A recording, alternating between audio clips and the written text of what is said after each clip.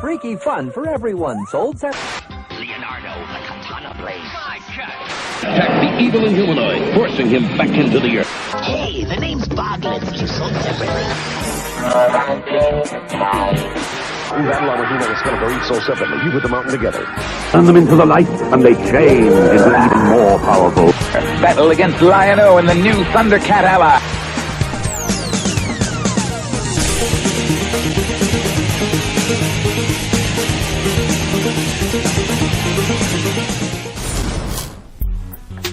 Hey guys, Dirt here. Today we're taking a look at the Tiny Arcade set. This has been out for a few months now, but these are just so awesome. In fact, this is one of those things where I bought one a couple months ago and I thought this is the only one I need, and then I played it for a little bit and thought, oh man, now I have to go buy all the rest. So took a little while to track them all down. I had bought these at some of these at Toys R Us, but of course Toys R Us going out of business. It's hard to find stock on stuff. Once they're sold out, it's gone.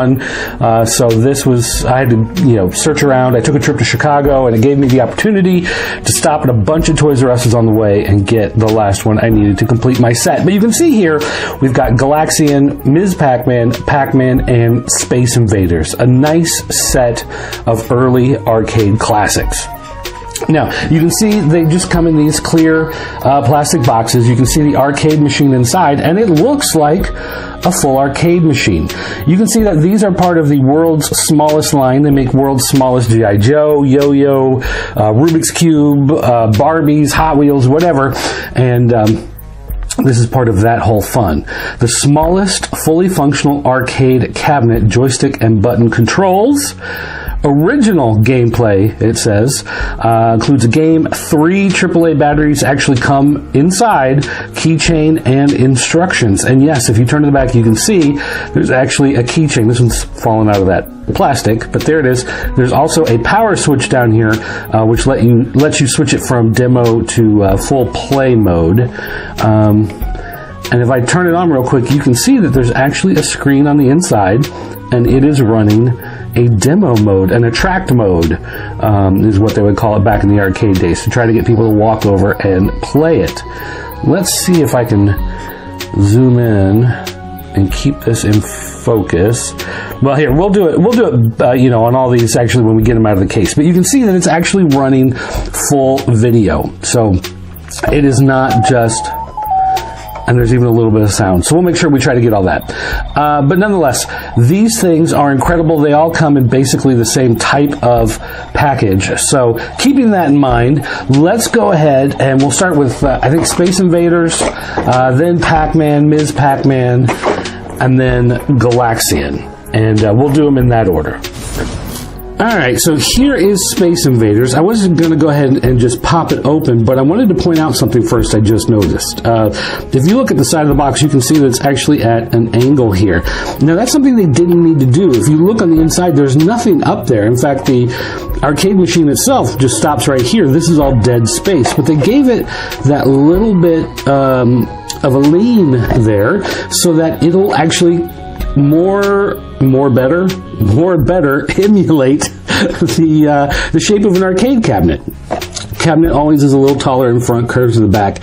Some of these machines in the early days, if you saw these, they were actually all weather. They would actually sit outside, and so the rainwater would roll off that way. Now, a lot of machines aren't that way, but there were some made that way, and so you saw them outside, on piers and docks, and trailer parks would have them outside the clubhouse, whatever. But anyway, I just thought that was neat and wanted to point that out real quick before we rip this open. Now, as far as ripping this open goes, it is sealed, so we'll break the seal here and we'll open, and here at the bottom are our inserts here. This one I think is just a catalog, yeah. So they make rubber band guns, okay. They make some yokai watch stuff. Rolling beans. Oh, those are like the jumping beans. I don't know if you remember those. Those were a thing for a month. Super Glow Ball Wizard, the original top. Wow, okay. 3D Moto kits. So, like erector sets, it looks like. Metal things with a little wind-up or pullback motion. On this side, here's some more of the world's smallest toys: the Rubik's Army Men Etch-a-Sketch, Duncan Yo-Yo, Fisher-Price Telephone. There's G.I. Joe, Magic 8-Ball, Stretch Armstrong, Pound Puppies. Oh, I haven't seen those. Silly Putty, Pez, Gumby, Pokey, Barbie. Okay, and then we've got world's coolest mini collectibles, which includes a Polaroid, a turntable. It says laptop, but I mean it's a MacBook. Why wouldn't you want to use a real computer? A classic football, basketball, baseball in these Mattel Electronics. Where's the soccer? Come on now. You're going to redo all these machines and they never do the soccer. It makes me sad because soccer was the only one I had as a kid. And I would love to play that one again. All right, Gumby, Stretch, Fraggle Rock. Okay, so you see they've got a whole bunch of other toys in the, whatever.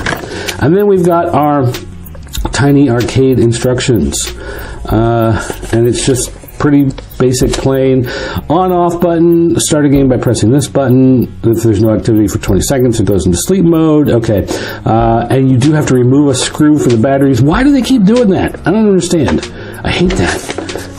And the backside's black. Instead of doing black. The backside's black. How about blank? Can we try blank? It's all white. It's blank. Instead of doing it like half and half and just using like a shorter piece of paper, they do this. I don't understand. I don't know. It's probably easier for them not have to flip it over, I guess. Anyway, all right. Oh, step 4. Did you see that on step 4? It says, have fun. If you're not having fun with this, you're not playing with it right. All right. So inside this plastic shell, we have another plastic shell, and then our arcade cabinet on a keychain. Now I don't know this. I get you want to show that it's small, so you say, oh, it's a keychain. That is a huge. That would be the most annoying keychain in the world to try to carry around. That would just be ridiculous. But I like the artwork on the side. You can see it's got that classic Space Invaders artwork with the Bigfoot thing walking across the moon. That is super cool. You've got the header card at the top. Unfortunately, it's not light up. So that does not light up, and I wish it did because that would have been an extra nice touch. But I actually have some other tiny arcade things we'll talk about later, and I believe those do light up.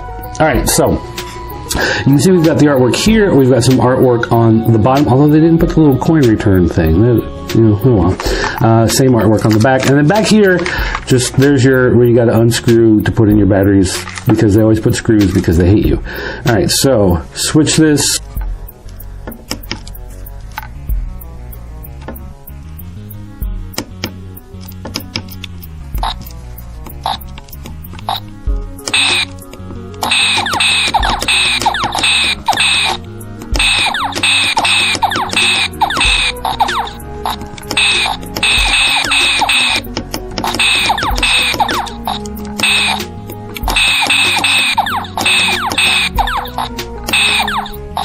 As you can see, my fingers really do kind of get in the way here. It makes it a little tough to play this because my own hand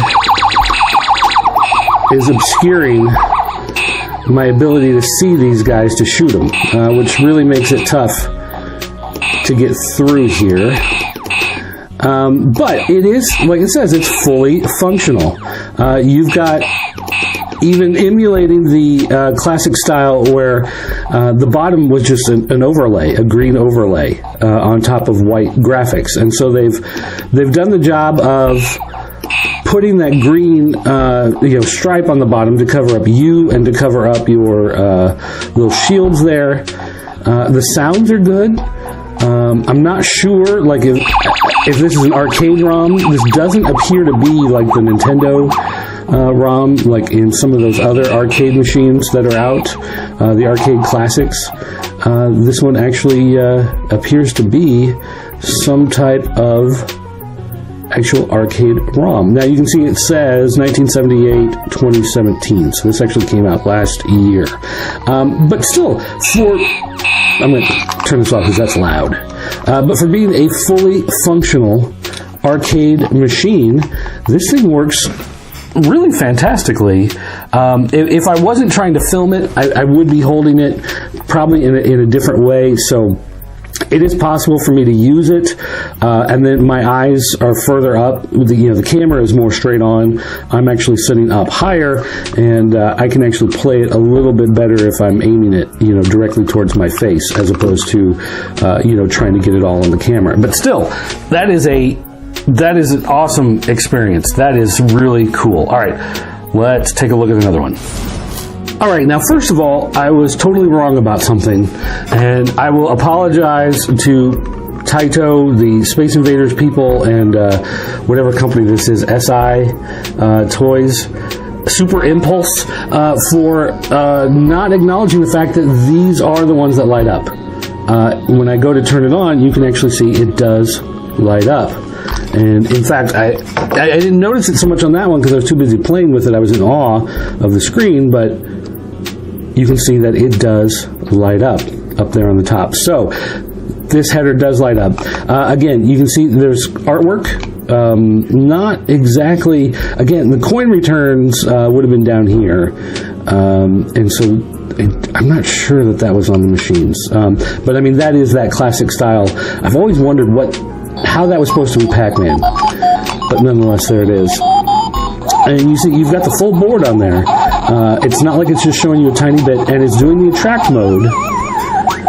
So it's actually playing to try to get your attention. It wants you to go in and drop in your quarter and play classic arcade style.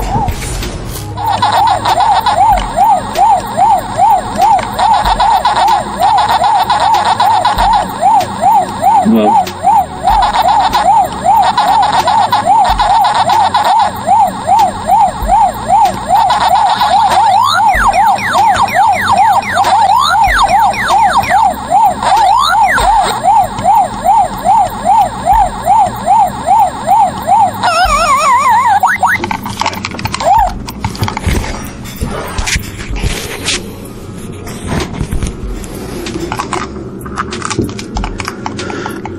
Alright, so again, I apologize. I was talking while that was recording and making sound. I don't know how much of that actually came through, but yeah, it is much easier for me to see sitting up top than trying to look through the camera viewfinder. The camera puts my giant sausage fingers in the way, makes it really hard to see the bottom down here, but when I'm actually playing, it's not that bad. And again, the colors actually look right on the screen. Through my viewfinder on here, they don't look quite right. But they do look right while I'm actually playing. So that is awesome. Another thumbs up on that one. Alright, now Ms. Pac-Man, I have to admit, has always been one of my favorite arcade games after Tron. There's just something about the way the game was put together, structured. I think the story mode helps. I also like the mazes a lot in it. And there was a diner here in town that had a Ms. Pac-Man up until it got shut down in the late 90s. They had Ms. Pac-Man, and we used to play there all the time. It was also a diner that was open 24 hours, so when you were in high school and you were looking for someplace to hang out, especially late at night, you didn't have anywhere else to go, it was an awesome place to go and play Ms. Pac-Man. I love the artwork, and I love, of course, the game. And so, wait, there we go. And again, I'm not sure how the colors are coming across on the camera. It is lighting up here. You have that full screen, and the colors do look correct as I'm looking at it with my eyes. May not be accurately represented in the camera, but it looks nice.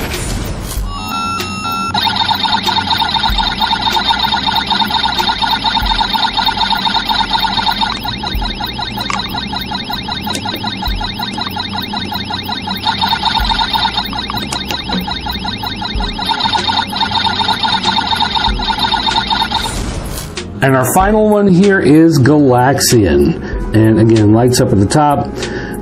Looks great. This one's a little more dusty. They do have windows cut into the package, so this one's actually pretty dusty. I'm going to have to clean this one off a little bit better later.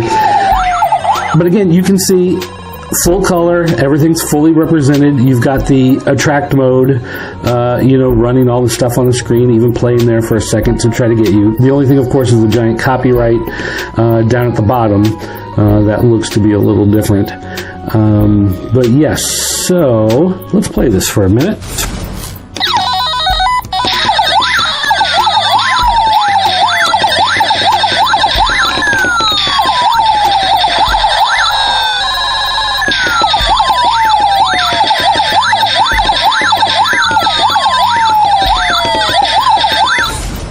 Okay, so it is a little difficult, especially one like this, where you're shooting, a tiny little, piece of laser, whatever it is. Piece of laser? Did I just say that? I did. It's a little more difficult because you're shooting at these tiny things, kind of like Space Invaders was. It's much more difficult to gauge how far to move and when to shoot. But again, it has a good feel to it. It has a good look. It's probably one of those, play it enough, take some time, get some practice. It'll probably come a whole lot easier as the more you do it. But it does feel like I'm playing the arcade machine. Like it does have that good arcade feel to it. So once again, really impressed. I like this. So all 4 of these machines really impressed me. Like I said, I bought one originally just thinking, hey, I'll get one, I'll play around with it, and I won't worry about the rest. But then when I actually started knocking them over, when I actually started playing them and saw how cool they actually were, I had to get the rest. These are real arcade machines. They just happen to be incredibly tiny. Now, again, they say that they are keychains, and I think that's just part of like, hey, they're so small, they could be a keychain. Well, they're not really that small. The whole keychain thing is a gimmick that I don't think anyone would actually want to use. It would just be a giant pain in the butt. But as far as like, having these things, again, on your desk at work, sitting next to your computer, maybe even sitting in the car if you've got a train you've got to wait for or something. I mean, these are fun little machines, and it does feel, even though it's tiny, it does feel like an arcade machine, and you can almost turn off part of your mind that knows that they're not really, an arcade machine, that it's just this tiny little thing. Once you get into the game and start playing, the size of it really doesn't make a difference.